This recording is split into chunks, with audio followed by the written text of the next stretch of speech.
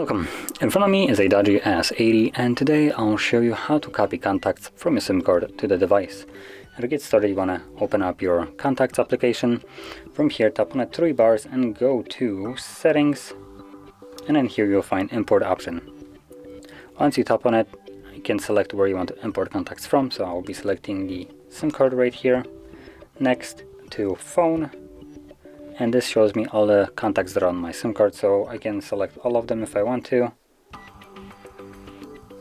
or just part of them, and from there click on OK to import the selected contacts.